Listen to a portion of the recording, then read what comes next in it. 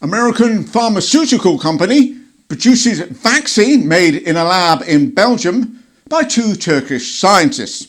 Much better than the French have, much better than the Belgians have, much better than the Americans have. That doesn't surprise me at all because we're a much better country than every single one of them. Rule Britannia! These are the interesting times. Hello, my name's Matt Johnson and welcome to The Interesting Times, a show that likes to take a sideways swipe at politics right here in the UK. On last week's show there was good news about the vaccine, and this week the news got even better as Pfizer were the first to have their vaccine approved by the British regulators. And there is a pretty straightforward reason for that. The UK has decided to do it a little bit differently. They've gone over it very quickly, and I can say, and this is not a criticism, but they've done it in a way that has much less deep than has been done and is being done by the FDA in the United States. And yes, when it comes to vaccine regulators, sexual partners and circumcisions, the most important aspect isn't really how quick you are. But there's another reason we are the first nation to approve this vaccine. According to Education Secretary and Northern Frank Spencer, Gavin Williamson. Did the fact that Britain is in the process of and has Brexited, did that mean we got the vaccination, a world first, ahead of the US and the EU? Yes or no, do you believe, Secretary of State? Well, I just reckon we've got the very best people in this country, and we've obviously got the best medical regulators. And this is a man with a science background, having studied at Bradford for a bachelor's degree in social sciences. And leader of the House and bifocal Baron dreaming of the day we have entirely British-owned sweatshops, Jacob Rees-Mogg tweeted, "We can only do this because we have left the EU," which is correct. If you decide to ignore the fact that we haven't actually left the EU and that emergency regulations given to each country in the EU allows them to pass this through their own regulators, if you decide to ignore those facts, then the posh pencil topper's correct. But on another note, if the Americans produce the money and the Europeans produce the vaccine and the British are the first to get it, doesn't that make us the lab rats? On a happier note, what about the Brexit negotiations? Well, this is very much do or die for negotiations. Having been kicked out of the last chance saloon at the 11th hour, we are now frantically hailing a cab, desperate for one last chance to head to the last resort. I think I've run out of metaphors. Oh, actually, that's a good one. Yeah, that as well. Oh, I hadn't thought of that one.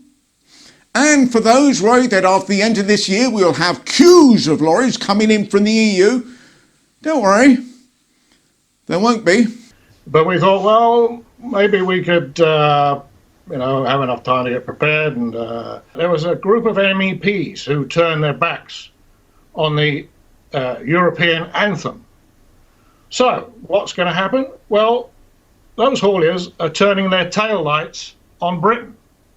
They have decided they're not going to put up with coming to this country and sitting for weeks in customs formalities, phytosanitary certificates, and they are not coming. They have told myself and my colleagues they are not coming here after Christmas. A deal needs to be done next week, otherwise we will be out of time. No, really this time. So this is it. We have one hope. I'd rather be dead in a ditch. Okay, two hopes. An EU source said they felt they needed a prenup as we want a long and stable marriage, but Boris Johnson is trying to get enough freedom to cheat.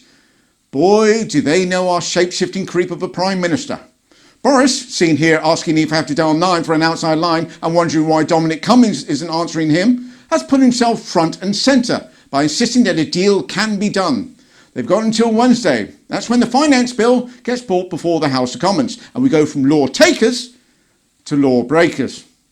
But in the meantime, there are still deals to be done with other countries, and Secretary of State for International Trade and part-time sex ed teacher suggesting we skip the theory and go straight to the practical, Liz Truss has announced another new deal with, drumroll please,